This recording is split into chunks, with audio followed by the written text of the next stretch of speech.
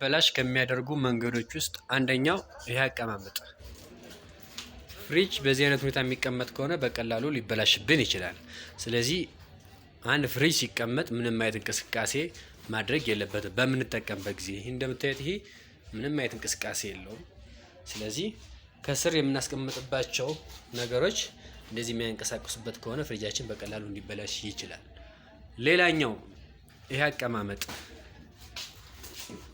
በጣም ፍሪጅ እንዲበላሽ ከሚያደርጉ ሌላኛው ምክንያቶች መካከል ልክ እንደዚህ ስትሬት ያለውን አቀማመጥ በጣም ለፍሪጃችን መበላሸት መንስኤ ነው። ስለዚህ ስትሬት ወይም 90 ዲግሪ የጠበቀ ልክ እንደዚህ አይነት አቀማመጥ ልናስቀምጠው ይገባል። አለበለዚያ ወይ ወደፊት ወይ ወደ ኋላ አሊያም ወደ ጎን ያዘመመ ከሆነ በቀላሉ ሊበላሽብን ይችላል። ሌላኛው ፍሪጅ እንዲበላሽ ከሚያደርጉ ነገሮች ይሄ አቀማመጥ ወይም በራችን በደንብ አለመዝጋት። አንድ ፍሪጅ እንደምታዩት የራሱ ጋስኬቱ እንደምታዩት ልክ ስንዘጋው በደንብ እንዲስ ተደርጎ የተሰራ ስለሆነ ፍሪጃችን እንዳይበላሽ በደንብ መዝጋት አለብን ማለት ነው። ሌላኛው ፍሪጅ እንዲበላሽ ከሚያደርጉ ነገሮች መካከል ሶኬት መንቀል። ምክንያቱም አንድ ፍሪጅ ከተሰካ በኋላ ፓወር እስካለ ድረስ ሶኬቱ መቋረጥ የለበትም።